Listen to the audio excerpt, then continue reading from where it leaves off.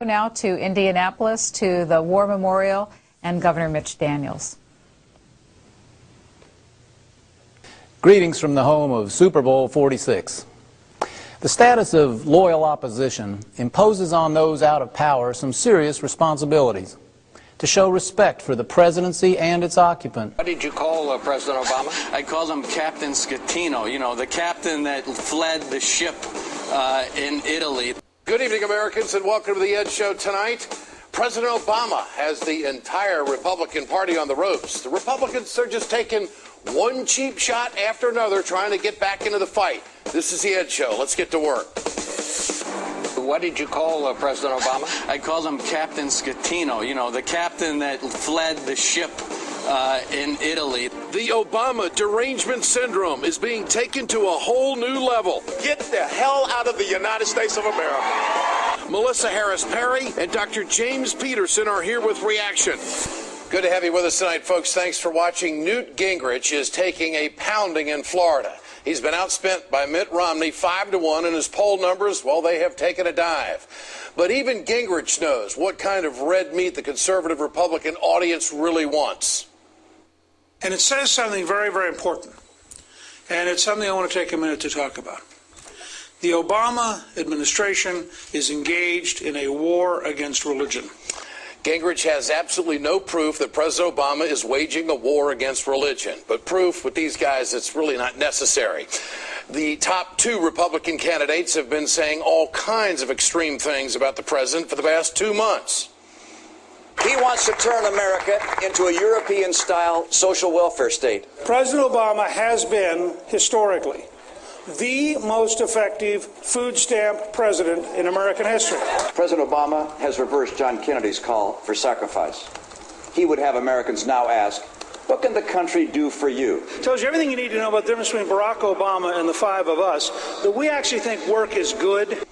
This extreme rhetoric is at the heart of the GOP. Now it's the head of the Republican Party. He goes on television this weekend and compared President Obama to a man accused of manslaughter.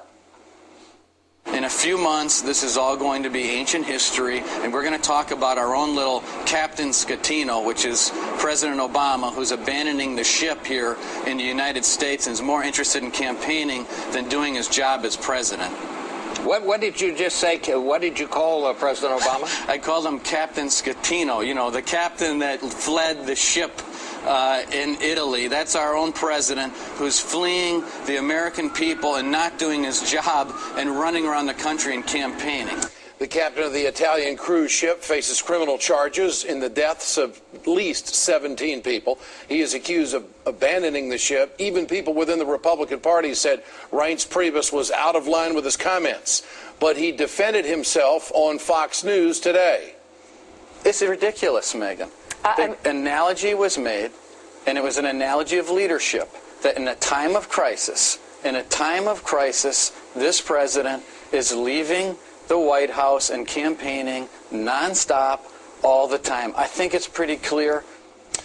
Actually, it was paralleling the alleged criminal act of a ship captain. And that's what the head of the grand old party thinks of the president of the United States. They have no boundaries. They'll go as low as they have to go. Obama derangement syndrome is at the top of the Republican Party, and it's trickling all the way down. Remember this photo from last week with Arizona Governor Jan Brewer shoving her finger in the president's face? Well, she said she felt threatened. But now Brewer, you know what she's doing? She's fundraising off the picture. In fact, her PAC website proclaims, I was telling him one more year. That's not what she was telling the media. She was telling the media that she felt threatened. Do people talk like that in an aggressive manner if they feel threatened? The Republican Party is creating an alternative reality to bash the president. They say untrue things about the president in a very tasteless manner, tasteless analogies to do what? Fire up the base? But you see, there's one thing about all of this. It's not working on the majority of the American people. President Obama's approval rating Holy smokes. Look at that. It's going up. A recent Washington Post ABC News poll shows that President Obama is now at a 53% approval rating. It's his highest approval rating since April of 2010.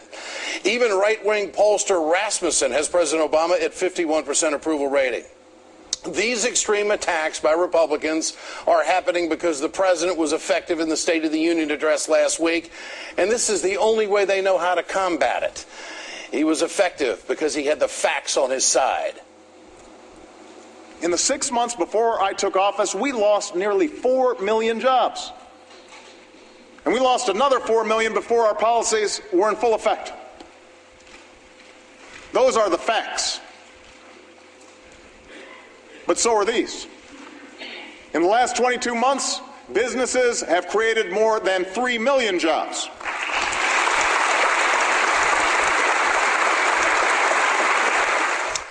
But some Republicans out there, they want you to leave the country if you support him. The Republicans will attack this president from now all the way to Election Day. They won't back off, but their strategies need to be based in reality, facts. The American people will not respond well to these extreme attacks, and the polls are showing it early on. Get your cell phones out. We want to know what you think. Tonight's question, will Republican lies about President Obama work? Text A for yes, text B for no to 622-639. Our blog is there at ed.msnbc.com. We love it when you make a comment. We'll bring you the results later on in the show. Joining me tonight is Melissa Harris-Perry, MSNBC host and Tulane University professor, and also Dr. James Peterson with us tonight, Director of Africana Studies at Lehigh University.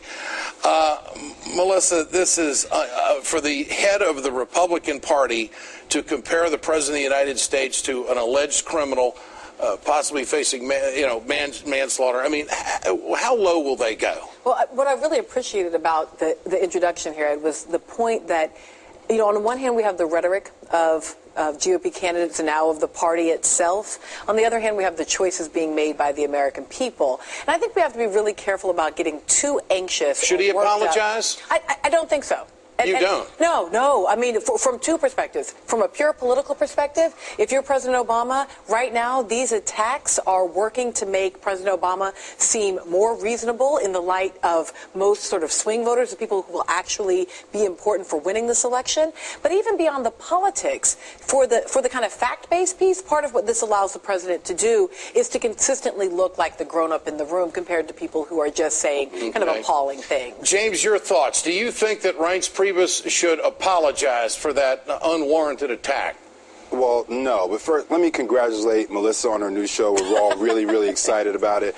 In terms of Reince Priebus, I mean, no, there's no need for an apology unless he wants to have more media time to come out and talk to the media about these things. Melissa's absolutely right. The American people understand what the choices are that we have to make going forward. And look, I'm a literary guy. I love navigation analogies, but this one just doesn't stick. The president is out on a so-called campaign trail. What is he talking about? New energy policy, new job policies. He's talking about the things, the urgent things that this country needs. But what about the respect of the office? The head of the GOP is comparing this president to an alleged criminal. Right, and you don't think that deserves any kind of response that, well, maybe I went a little bit too far on that? Listen.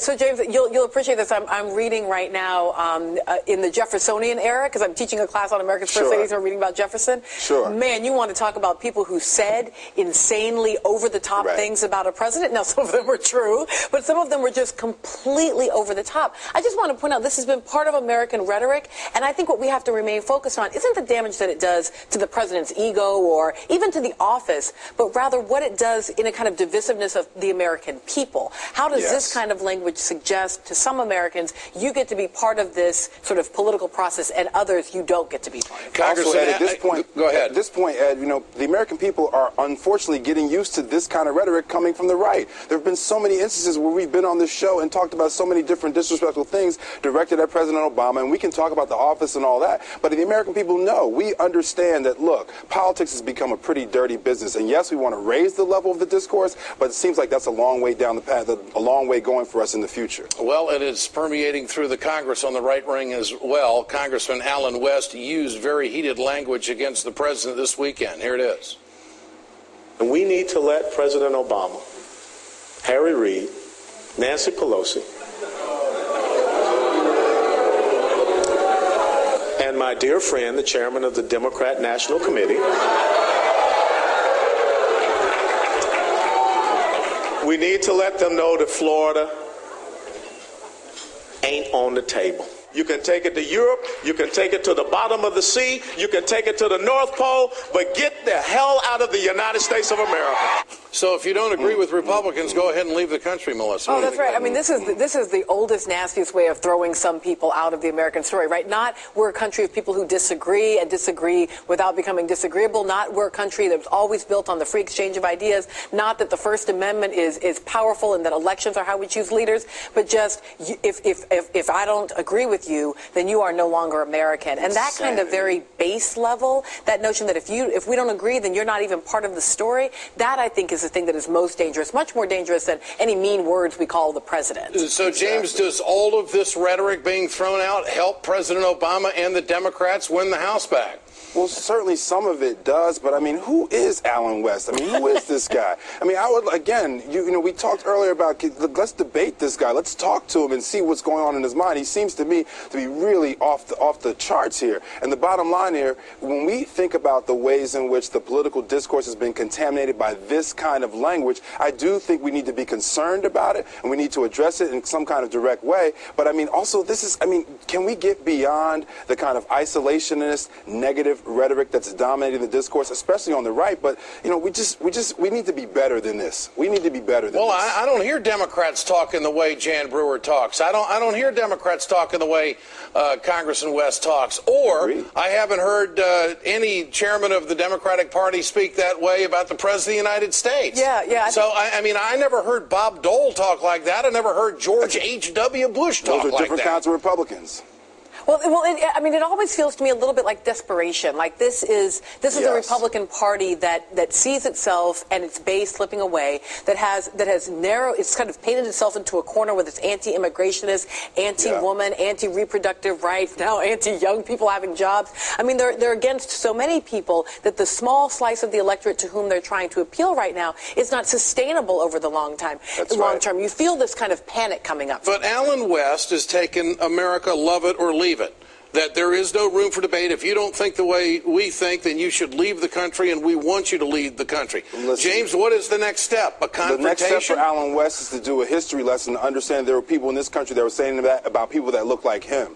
He's really got to get a better grip on reality here, and I think that kind of rhetoric is dangerous to the Republican Party. Melissa's right. They're shrinking. They need to be thinking about ways in which they can expand their base instead of pandering to the small minority within their base. Melissa Harris Perry, whose new show will air on Saturday and Sunday mornings at 10 a.m. starting on February 18th. And Dr. James Peterson, thank